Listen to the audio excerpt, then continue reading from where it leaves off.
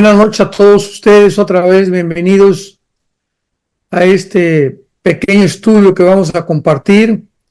Me siento muy contento siempre de compartir la palabra con todos ustedes. Son un grupo de veras que ya me están cayendo bien. O sea, me da mucho gusto, veo las caras todos, ¿verdad? Muy atentos a la palabra de Dios. Y pues para un maestro siempre es muy bueno que los alumnos puedan tener cara de que están como pollito, ¿verdad? Recibiendo el alpiste, y ustedes tienen cara de pollitos todos. O sea, se les ve realmente las ganas de oír la palabra, estar ansiosos de conocer, profundizar más que nada la mente inescrutable, insondable del Creador del universo, de nuestro Dios y Padre, del Señor Jesucristo. Bueno, pues como decía Alan, en estos días hemos pasado momentos muy tristes y al mismo tiempo combinados con un gozo inefable y glorioso. Porque cuando Pablo, por ejemplo, les escribe a la carta a los tesalonicenses en el capítulo 4, les dice: les escribo para que no ignoren acerca de los que mueren. O sea, realmente ha habido muchos debates, muchas conferencias, muchas entrevistas acerca de la muerte.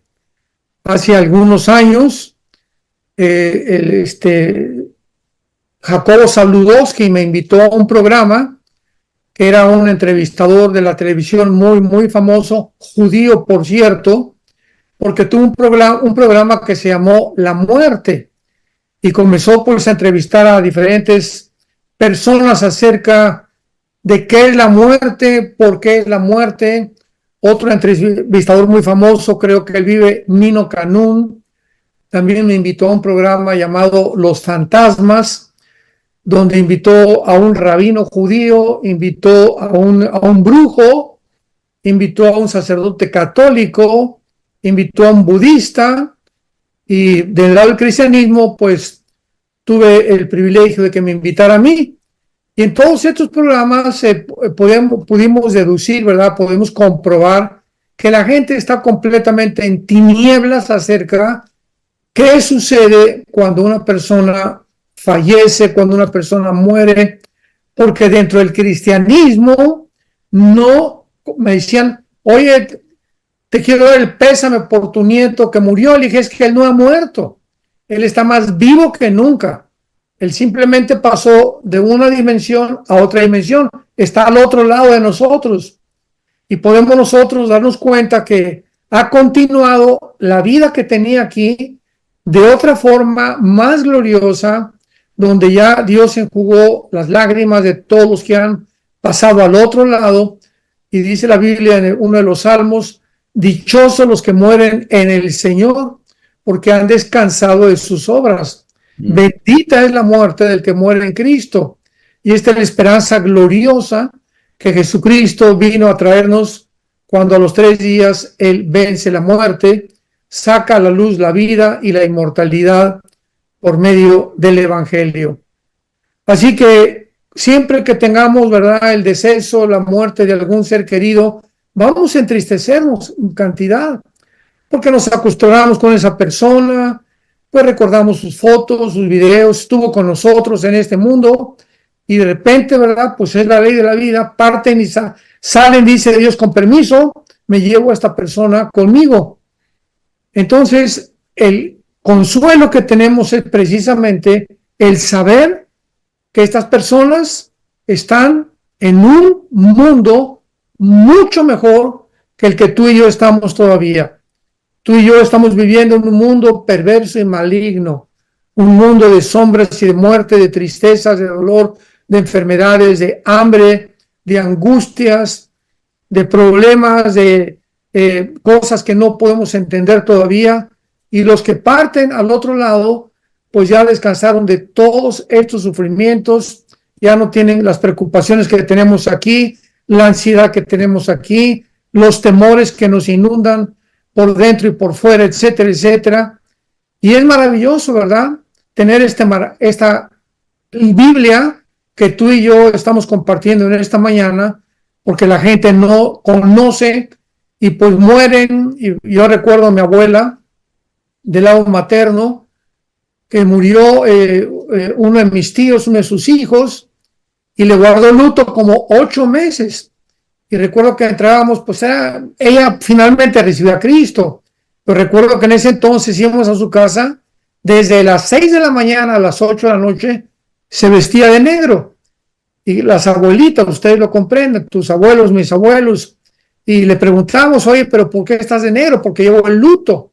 O sea, ellos mantenían un luto de 8 o 10 meses, y aunque tenían una breve idea de que realmente había un cielo y un infierno, etcétera, etcétera, pues para ellos también existía un purgatorio, porque cuando los niños mueren, de acuerdo a la iglesia romana, y cuando se van al limbo, y cuando una alma no fue lo suficientemente buena, pues se va al purgatorio.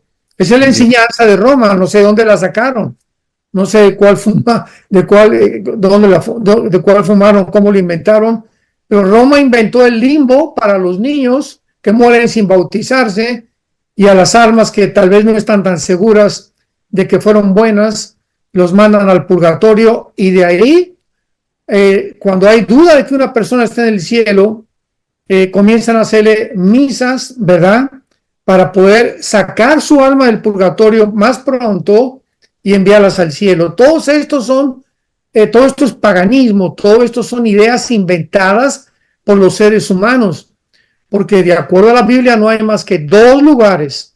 Cuando tú te mueres y tienes a Cristo, te vas directamente al cielo, y cuando tú no tienes a Cristo, bajas al centro de la tierra, donde todavía se encuentra el infierno. Así Oye, que, Juan, sí, y bueno, gracias por esto, lo que estás compartiendo antes de entrar al tema del dilema del sufrimiento, que es el tema que tú has escogido para compartir con nosotros en esta noche. Eh, Aquí entra un poco también el sentimiento, porque algunos piensan que tienen la idea de un Armando Alducin, un gran predicador, un hombre de Dios que no se quiebra ante nada, y yo vi cómo te quebraste con tu nieto, ¿verdad? Y que la gente pueda saber que cuando fuiste al hospital, unas poquitas horas o minutos quizás después de que Estefano falleció, al primero que vimos fue a ti y a Marta y a Caleb, y no dejaste de llorar, te quebrantaste. Fue muy duro para ti, digo, ha sido duro para mí, pero verte así me habla de tu lado tan humano que tienes como abuelo, como padre, y le doy tantas gracias a Dios por tu vida, porque has estado conmigo en todos los días has estado conmigo, has estado con tus nietos, y yo quiero que la gente sepa que no nada más eres un pastor, eres un padre, eres un abuelo, con sentimientos, con emociones, ¿verdad? Y a pesar de que tenemos a Cristo, tú has estado ahí. Yo te quiero dar las gracias por eso. gracias, Alan. Pues es que no somos diferentes a ningún ser humano nosotros. Dios nos libre de que pueda la gente pensar que el hecho de que porque caminamos con el Señor o somos pastores o líderes espirituales, somos superiores a ustedes, o tenemos ya ausencia de emociones o de sentimientos, de ninguna manera. Todo lo contrario. Tal vez nosotros lloramos más que muchos de ustedes, créanmelo, Sí, porque estamos continuamente enfrentando la muerte, enfrentando la enfermedad dentro de la familia, de amigos, de misioneros, de pastores, etcétera, etcétera, y estamos tan allegados, ¿verdad?, al corazón de Dios, y comenzamos a entender el corazón de Dios, que el mismo Jesucristo lloró en Juan 11 cuando supo que Lázaro había muerto. Pues, ¿quiénes somos nosotros? Y además llorar es muy bueno. Ninguno de ustedes, cuando pase un problema, no traten de abstenerse de llorar para demostrar que yo soy macho, yo no lloro. Eso es lo que yo pensé desde los 14 años de edad que me fui de mi casa, y que viví de los 14 años fuera de mi casa hasta los 28 que me convertí. Yo me propuse no llorar, porque mi papá me dijo, los machos no lloran, como Pancho Villa. Así me decía mi padre. Así Sí, que claro. decía mi papá, no chille, agarre piedras. Cuando le estén golpeando, no chille, no venga aquí no quiero que nunca vengas aquí a la casa llorando, agarra piedras y de alguna manera, ¿verdad? Véngate de las personas que te hacen un mal. Ese era el pensamiento de mi padre, macho desde luego, ¿verdad? No era cristiano, pero ese es el pensamiento de la gente común y corriente, que los hombres no lloran. Y cuando nos venimos a Cristo, los cristianos nos llaman los llorones. Así nos dicen, ¿verdad? Los llorones, porque estamos tan sensibles al dolor humano y a la enfermedad y a todo, que nos toca y las fibras más íntimas de nuestra alma son conmovidas, principalmente con la muerte de nuestros familiares. Y pues sí, lo confieso, ¿verdad? La muerte de Estéfano, mi nieto. Por algo la palabra Estéfano significa corona. No sé cuántos de ustedes sepan. Sí. La palabra Estéfano, corona, era la corona. En el griego, Estéfano significa la corona que les ponían a los vencedores. Así que no fue una coincidencia tampoco que lo hayan bautizado con el nombre de el coronado, ¿verdad? Con la corona de los vencedores, y así murió como un victorioso, como un vencedor guerrero de Dios. Así que era mi nieto consentido, lo amaba entrañablemente, él me quería mucho a mí también, y pues claro que no solamente lloré ahí contigo, Alan, después Marta sabe cuánto lloré en la casa, y todavía hasta hace 2 o 3 días, pues no he contenido mis lágrimas, pero estamos tratando, ¿verdad?, ya de hacernos la idea que está en un lugar mejor y pues ya tener otro pensamiento completamente, pues también porque nos hace mucho daño estar continuamente recordando. Él ya nos recuerda como éramos, ¿verdad? Si está en el cielo, pero ya no podemos cambiar nada en ninguna situación. Tenemos que seguir viviendo. Esa es la realidad. Tenemos que sí abrazar la vida. Tenemos hijos todavía. Yo le decía, Alan, todavía tienes a Cristian, tienes a Axel, ¿verdad? Tienes mucho por lo que vivir, yo también, y todos ustedes que han perdido seres queridos, tenemos mucho por lo cual vivir, porque el vivir para nosotros será Cristo y el morir es ganancia. Así Muchas gracias, muchas gracias. Pues vamos a entrar al tema. Ayer te escuchamos en enlace y te hablé inmediatamente. Fue de mucha bendición escuchar este tema de el dilema de sufrimiento. Y gracias por también quererlo compartir con nosotros en este Zoom. Y adelante con el tema, el dilema del mal, con el doctor Armando Alducin. Saquemos nuestro cuaderno, nuestra Biblia, pluma, tomemos apuntes. Va a ser muy importante saber por qué los justos sufren. muy bien, gracias, Alan. Bueno, una de las preguntas que siempre nos hacemos ante la profundidad de lo desconocido, de las sombras, de lo que no podemos entender, porque tenemos que reconocer que tenemos una mente finita, limitada, es ¿por qué? ¿Por qué pasó esto? Es una pregunta que sale de lo profundo de nuestro corazón. ¿Por qué murió esta persona? ¿Por qué se llevó a una persona tan joven Dios? ¿Por qué mi hijo murió en un accidente? ¿Por qué mi mamá tuvo que morir? ¿Por qué están ahorita sufriendo miles de personas en Haití, en Ucrania, en Gaza, etcétera, etcétera? Son preguntas que son válidas, porque es muy importante no tener miedo de expresarlas.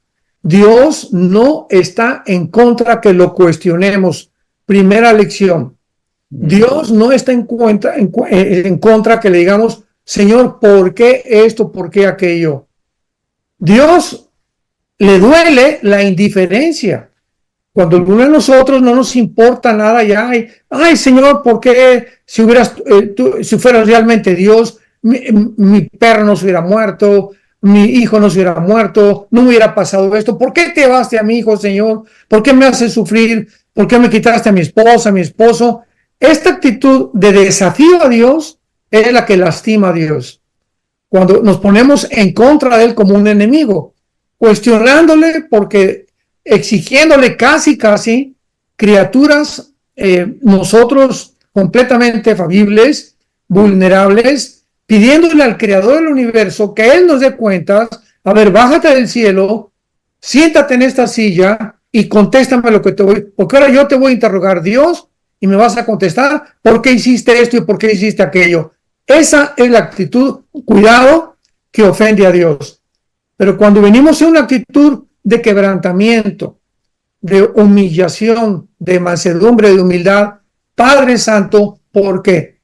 ¿Por qué esto? ¿Por qué aquello? Y nos bañamos de lágrimas y caemos hincados. Dios nos va a consolar. Dios nos va a guiar, nos va con el tiempo a infundir dentro de nosotros un conocimiento sobrenatural y una paz y un consuelo sobrenatural cuando acudimos a Él en esta actitud, porque Él ve y Él responde siempre a la fe. ¿Qué es la fe? La confianza de que aunque no entendemos muchas cosas, seguimos confiando en Él. Esa es la fe. La fe es la certeza de lo que se espera. Yo espero, ¿verdad?, que viene una cosa mucho mejor, y además sé que Dios es bueno, porque siempre que tengamos dudas de por qué esto y por qué aquello, regresemos a la cruz. Simplemente miremos otra vez a la cruz, volteemos nuestra mirada a la cruz, porque ahí de tal manera amó Dios al mundo que nos dio a su Hijo unigénito. Y la muerte de Cristo, la muerte cruenta, despreciado y desechado entre los hombres, varón de dolores, experimentado en quebranto, ese dolor que Cristo sufrió por ti y por mí, nos habla que lo hizo en un intercambio para que nosotros pudiéramos ser justificados como pecadores y no irnos al infierno. Y el que no escatimó a su Hijo, ¿cómo no nos dará todas las demás cosas? Así que es muy importante comenzar a moderar nuestra mente, a comenzar a edificar nuestro corazón con la palabra de Dios, porque va a ser en la Biblia únicamente, y fuera de la Biblia no hay respuestas donde podemos encontrar el por qué muchas cosas suceden. Muy bien. Ahora, también es muy importante, ¿verdad?, que recordemos que el mismo Jesucristo, Mateo 27, 45 al 46, el mismo Dios en la carne, en esa cruz, en la profundidad del dolor que estaba experimentando, cerca de la hora novena, que son las 3 de la tarde, Cristo duró colgado 3 horas. Entre las 12 y las 3 de la tarde lo crucificaron. De las 9 a las 12 fue el juicio en el pretorio romano de Herodes a Pilato, etcétera, etcétera, y a las 12 en punto lo colgaron en la cruz y él expiró su alma, su espíritu, a las 3 de la tarde. Minutos antes de que él expirara y muriera, gritó en arameo, porque era el idioma del arameo, es un lenguaje, es una mezcla con hebreo, que cuando estuvieron en el exilio en Babilonia, los judíos regresaron a Israel y comenzaron a hablar arameo, que es realmente las raíces del hebreo. Entonces Jesús hablaba arameo y gritó en arameo: Elí, Elí, lama sabactani, que significa: Dios mío, ¿por qué me has desamparado? Estas palabras de Cristo nos hablan que en ese momento crucial en su vida, cuando el Padre ponía tus pecados y mis pecados sobre su cuerpo, Cristo se sintió con una soledad en la que él no tenía la respuesta. Si no, no le hubiera preguntado a su Padre: ¿por qué? ¿Por qué en este momento me has dejado solo? ¿Por qué en este momento siento que ya no estás conmigo? Y la respuesta es verdad, hijo. Algo misterioso pasó entre el cielo y en la tierra, que cuando tus pecados y mis pecados fueron puestos en el cuerpo de Cristo, el Padre se separó del Hijo por su santidad. Porque Dios es santo, ningunas tinieblas hay en él, y en ese momento el Hijo tenía él solo separado del Padre que llevar tus pecados y mis pecados. El punto es que el mismo Jesucristo, siendo un hombre perfecto, jamás habiendo cometido pecado, cuestionó a su Padre, por lo que el Padre nos permite que nosotros lo cuestionemos también.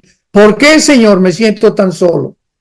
En el hospital, ¿por qué, Señor, me siento que ya no estás conmigo? Cuando alguien se muere, cuando perdemos el trabajo, ¿por qué, Señor, siento que me quitaste el trabajo, etcétera, etcétera? Ese por qué nace de una alma humana como tú y como yo, porque mientras estemos en este cuerpo, seguiremos siendo humanos. Así que Dios está contento que tú lo cuestiones, que yo le pregunte, Señor, ¿por qué? ¿Por qué aquello? Etcétera, etcétera. Y muchas veces, pues la respuesta no va a llegar inmediatamente. Va a llegar tal vez una semana, un mes, o vamos a entender después de 2 o 3 meses, o no sé el tiempo que tenga Dios predeterminado para tu vida o para mi vida, cuando a Él considera en su soberanía que vamos a necesitar ya comprender. Ahora comprendo por qué pasó esto, ahora comprendo por qué pasó aquello. Pero Dios nos va a contestar y nos va a consolar. Ahora es muy importante también que todas estas circunstancias que atravesamos en la vida, muertes, heridas, terremotos, tsunamis, muertes de pasajeros que se estrellan en un avión, etcétera, etcétera, es una de las cuestiones. Esto es muy importante, que la mayor parte de los filósofos ateos usan para defender el ateísmo. Yo en todos los debates, este año cumplo 48 años de predicar la palabra de Dios. 48 años, hermanos, de poder esgrimir la espada del Espíritu, y me he enfrentado con agnósticos, ateos, de todo tipo, mormones, comunistas, socialistas, científicos, ateos, etcétera, etcétera, políglotas, politólogos, bueno, de toda índole de disciplinas académicas que existen en el mundo. Y el 95% de los ateos que yo he debatido en universidades, en el Politécnico, en la Universidad de México, en la Universidad de Monterrey, en otras en Estados Unidos, el 95% siempre comienza el debate atacándome y diciéndome: si Dios existe, ¿por qué permitió el mal? Este es uno de sus favoritos argumentos. Si Dios existe, ¿por qué permite que se mueran niños? ¿Por qué permite que pase esto, que permite aquello? Ahora bien, esto es algo increíble e irónico, porque lo más chistoso de todo esto es irónico porque ellos no tienen respuestas y ellos saben que nosotros tenemos respuestas, y por eso nos preguntan a nosotros. Nosotros nunca le preguntaríamos a un ateo: oye, ¿por qué Dios esto o aquello? Porque ellos carecen de respuestas. Ellos, por no tener respuestas, nos preguntan a nosotros de una forma desafiante e irónica, creyendo que no tenemos respuestas. A ver, si tú eres cristianito, contéstame esto y contéstame aquello. Entonces, esto es muy importante que nosotros sepamos, porque pues todo lo que es el ateísmo cubre el humanismo, el evolucionismo, los que creen que ya después de la muerte no hay nada, que acabamos en el polvo, y a ellos hay que preguntarles realmente, ¿verdad? Entonces, si realmente tú crees que en la muerte no hay resurrección, y que eres como una vaca, que eres como un caballo, eres como un perro, eres como un animal en el que ya se acabó todo con la muerte, pues entonces, ¿qué principios de ética podríamos seguir? ¿O qué principios de moral podríamos tener? Tu hijo que fuma marihuana, jamás le podrás decir: oye, hijo, no fumes marihuana, eres un drogadicto, porque si tú no tienes una base moral, una ética, si no tienes los mandamientos que puedan realmente dirigir tu vida, tu hijo te va a contestar: papá, ¿por qué me condenas a mí si tú eres un adúltero? He visto cómo ves a las muchachas en la calle, le eres infiel a mi madre, abandonaste a mi madre. ¿Tú con qué derecho, papá, vienes a reclamarme que yo sea drogadicto, o que yo sea homosexual, o que yo sea lesbiana? Con esto solamente quiero poner en la plataforma ante ustedes la forma tan absurda de una persona que niega a Dios, porque carece completamente de argumentos para poder realmente vivir. Entonces, Si Dios no existe, como decía Dostoyevsky, uno de los grandes rusos que estuvo en los pogromos allá en Rusia, Alejandro Dostoyevsky, en su libro maravilloso, si no existe Dios, todo se vale. Si no existe Dios, todo se vale. ¿Por qué? Porque no hay un juez, no hay un legislador, no hay nadie que nos diga, hoy estás esto es haciendo bien o estás haciendo mal. Entonces yo puedo vivir como me dé la gana. ¿Para qué soy santo? ¿Para qué le soy fiel a mi esposa? ¿Para qué le soy fiel a mi novia? ¿Para qué le soy fiel al gobierno? ¿Por qué soy honrado? ¿Por qué no robo? Pues el dicho dice muy claramente en México, el que no tranza, que no avanza. Entonces, si es a través del trance, del fraude, de la mentira, del adulterio, de la pornografía, de darle rienda suelta al placer, como los animales, sin ningún freno, si esa es la vida, es precisamente porque no hay Dios. Y cuando vivimos de esta manera, nos damos cuenta que ese tipo de personas son las más miserables, las más desgraciadas, las personas más vacías que existen, porque precisamente no tienen ningún significado para seguir viviendo.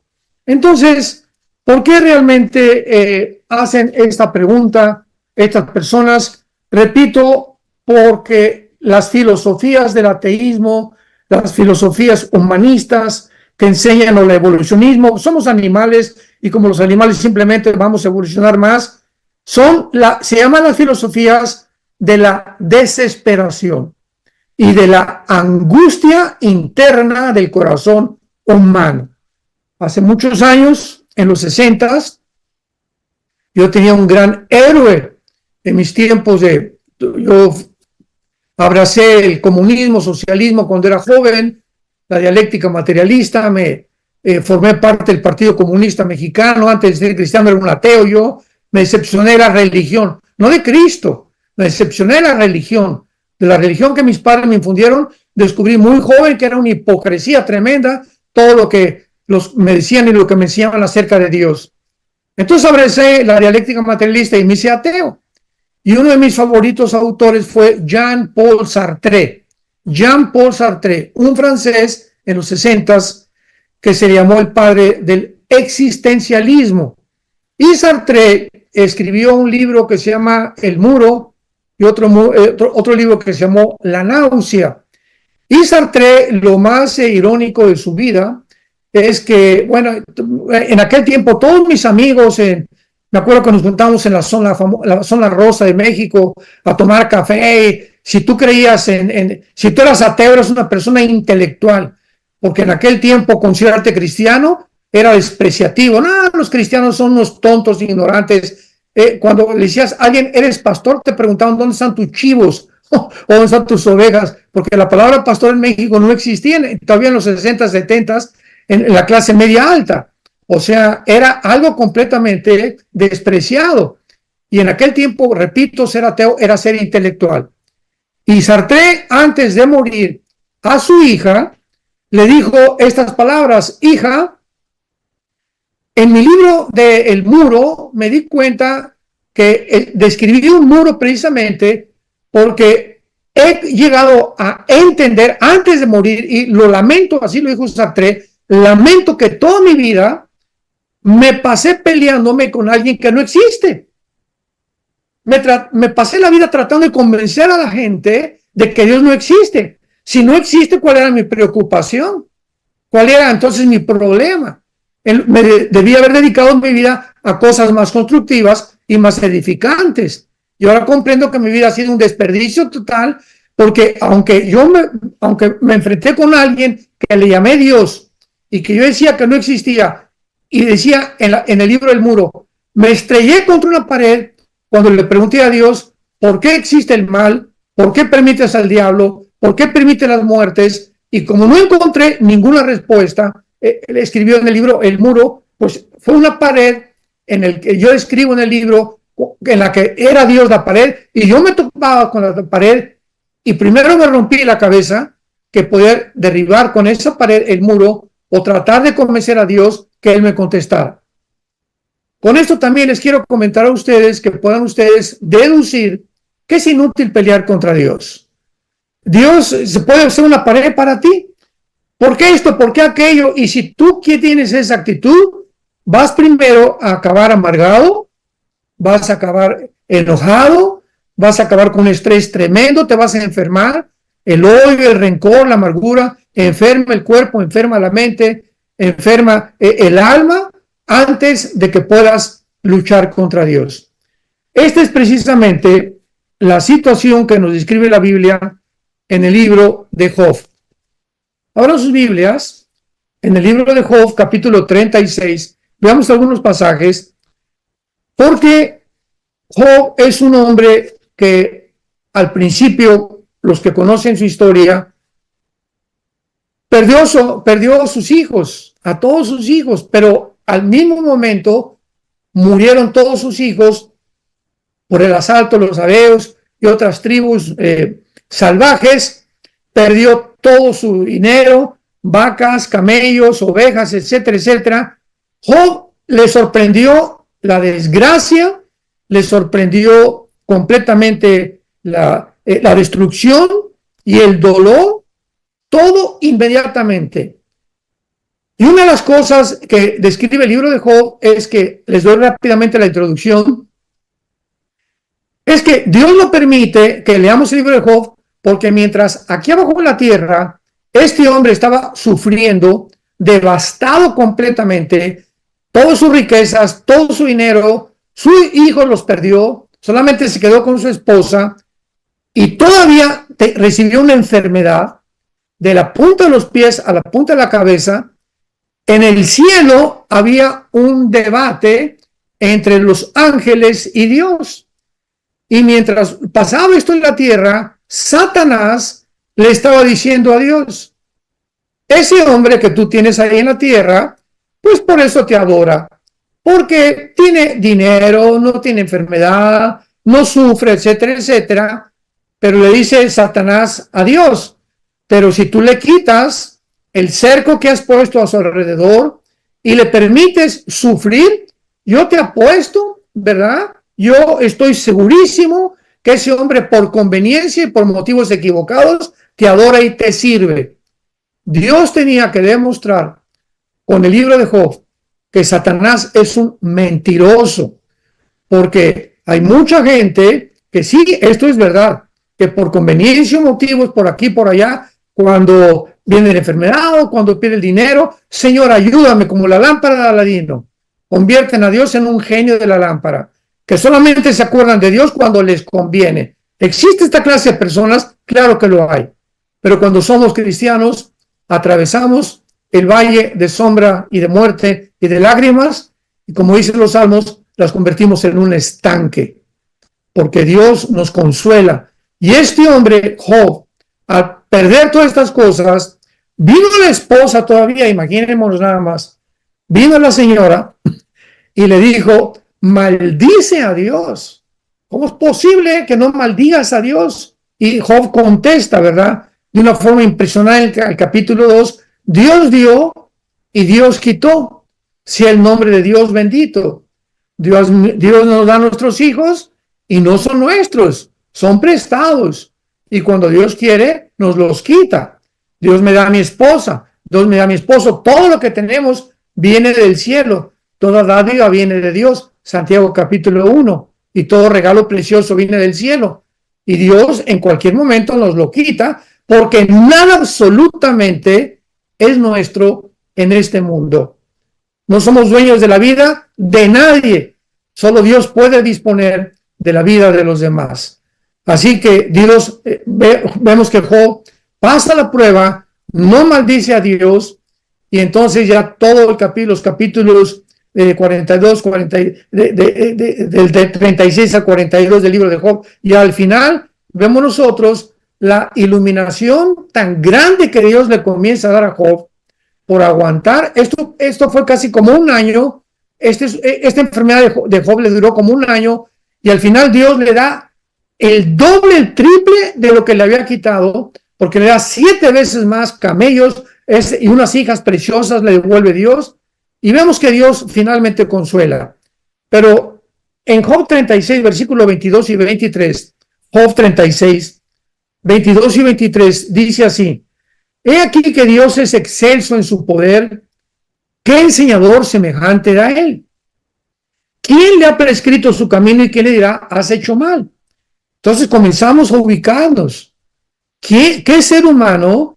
Limitados, frágiles, vulnerables, pecadores como lo somos todos, porque los cristianos somos pecadores pero perdonados, no somos mejores que nadie, simplemente hemos sido perdonados y lavados con la sangre de Cristo y vamos camino hacia arriba, pero mientras estamos en el cuerpo, sufrimos igual que todos, con la única diferencia que nosotros hay consuelo y en la gente no del mundo, ¿verdad? Pues pierden todo, se gritan, se emborrachan, se suicidan porque no pueden encontrar respuestas al sufrimiento.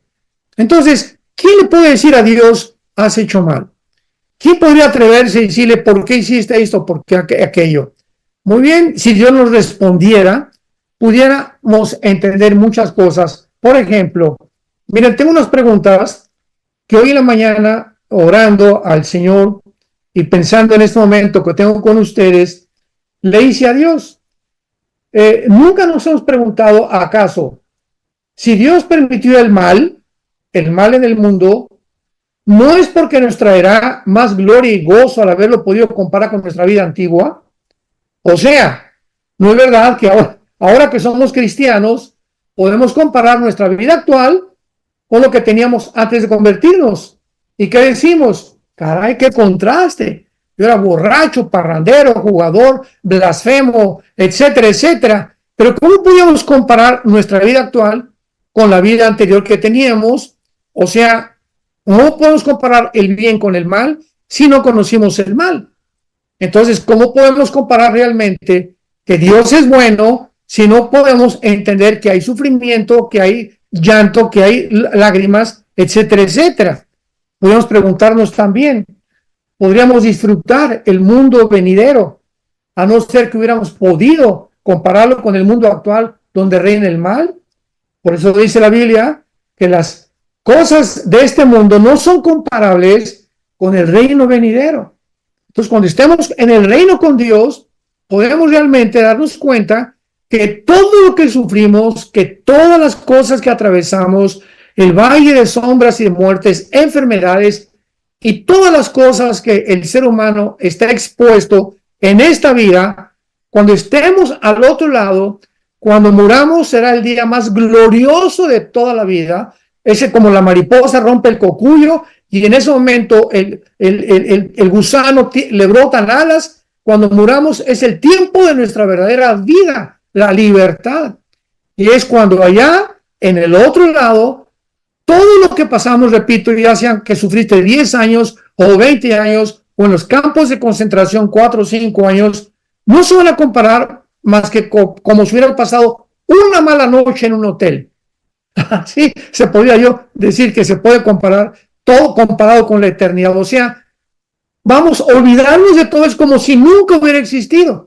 Fue un momento en el tiempo, en la eternidad, lo que estamos sufriendo, lo que estamos pasando en este mundo, comparado con el tiempo que vamos a pasar. Y desde el momento que salimos del cuerpo, o los ángeles nos reciben, Jesús nos abraza y todas estas cosas, las memorias malas, todo lo que pasamos es completamente olvidado para siempre. Gloria al Señor Jesucristo, que dio su vida por nosotros en esa cruz. Ahora veamos también en el libro de Job, capítulo 37, uno de los problemas por los cuales Job durante todos estos capítulos no entendió por qué Dios le permitió quitar sus hijos, sufrir la enfermedad que atravesó. Y dice en capítulo 37, versículo 19, muéstranos qué le hemos de decir, porque nosotros no podemos ordenar las ideas a causa de las tinieblas. Por más que el hombre razone, versículo 20, quedará como abismado. Nuestra mente, santos de Dios, todavía en nuestra mente hay muchísima oscuridad. Hay muchísimas cosas que no podemos entender. Todavía nuestra mente, por el pecado, tiene demasiadas tinieblas. Entonces, por más que, como dice aquí Job, por más que queramos ordenar y tratar de razonar y de entender, no lo vamos a poder hacer. ¿Por qué? Porque nuestra mente es limitada y no podemos, con los pensamientos de Dios, que son mucho más altos que los nuestros, poder entender por qué esto y por qué aquello, a menos que vengamos, caigamos de rodillas, nos humillemos, podamos llorar delante de Dios, y con el tiempo Dios nos va a ir guiando y nos va a ir mostrando por qué hizo lo que Él hizo. Vean, por ejemplo, nos brincamos a 1 Corintios capítulo 13, 1 Corintios capítulo 13, y ahí encontramos lo que el apóstol Pablo describe como el proceso del ser humano comparado con la infancia o con los niños. Dice 1 Corintios 13, versículo 11, cuando yo era niño, hablaba como niño, pensaba como niño, juzgaba como niño, mas cuando ya fui hombre, dejé lo que era de niño. Ahora vemos por espejo, oscuramente, ahí está. Estamos viendo, ¿verdad? Un reflejo, nada más, no estamos viendo la esencia, no estamos viendo la realidad de lo que son realmente las cosas. Mas entonces veremos cara a cara, o sea, cuando Jesús venga.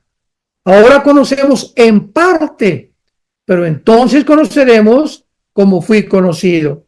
Vemos entonces claramente que la vida tuya y la mía como adultos es como un niño. Un niño llega y le pregunta a papá, papá, ¿por qué desde un avión se ven las gentes como hormiguitas? Bueno, hijo, porque la distancia desde lejos hace que las personas sean más chiquitas.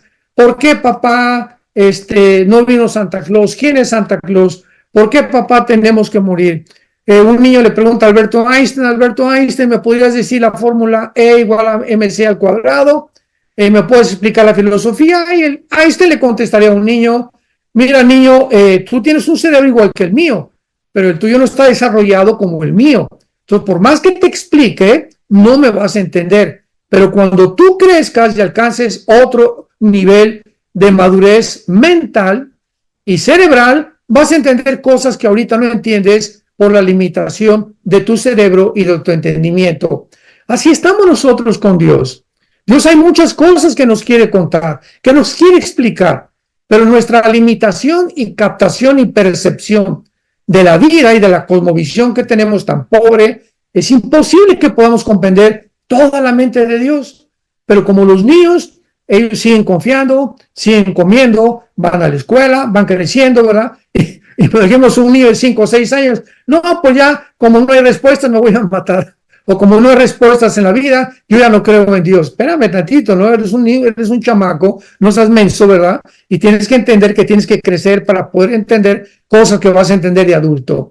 Eso es lo que Dios nos quiere hacer comprender. Y regresamos al libro de Job y vemos en penúltimo lugar una cosa muy importante que hizo en el capítulo 40 de Job, y que es ya el final de la vida de este hombre, que son las más grandes lecciones que Dios nos deja.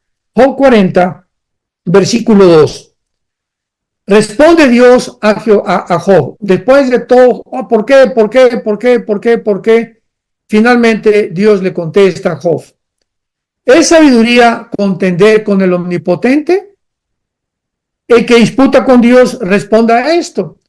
O sea, realmente una persona reconociendo su limitación, su intelecto tan chico que tenemos, ¿crees que es sabio, crees que es racional contender, pelearte con alguien que es superior, inmensamente superior a ti, que es Dios?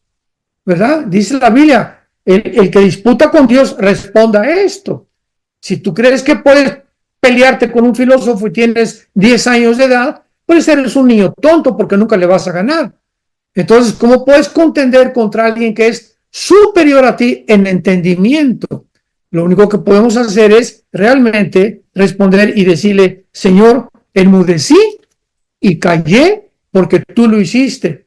Ante la inescrutable profundidad y sabiduría de Dios, no nos queda más que eso, más que inclinar la cabeza, llorar, pedirle a Dios, Padre Santo, consuélame. Es lo que necesito. Mientras tú me consueles, voy a poder seguir viviendo. voy a poder tener paz. Yo sé ahorita, ¿verdad?, que hay un mundo que nos está esperando y la misma creación, dice Romanos capítulo 8, está esperando la manifestación de los hijos de Dios, porque gemimos en nuestro espíritu todos los seres humanos. Lloramos por diferentes causas, unos por pérdida de trabajo, por pérdida de seres humanos, por enfermedades, etcétera, etcétera, pero todo esto va a pasar. Dice Apocalipsis 21 que Dios enjugará nuestras lágrimas, ya no habrá dolor, ya no habrá muerte en el día que el Señor venga. Y mientras Él viene, necesitamos mantenernos firmes en la esperanza a la que todos hemos sido llamados y pedirle a Dios que seamos llenos de todo el conocimiento de Dios. Mientras tanto, conocer más a Dios, acercarnos más a Dios, a su palabra, hoy más que nunca, porque si tú vives separado de la Biblia, si tú vives separado de Dios, que es la Biblia es Dios, Dios es la Biblia, porque es la palabra hecha carne. Si tú no dejas de la Biblia 2 o 3 días, no vas a poder tener las fuerzas, no vas a poder tener la resistencia para poder seguir viviendo y te va a amargar el dolor. Y eso no puede ser porque tenemos que seguir viviendo. Entonces es las Escrituras donde nosotros encontramos el consuelo que nuestra alma necesita.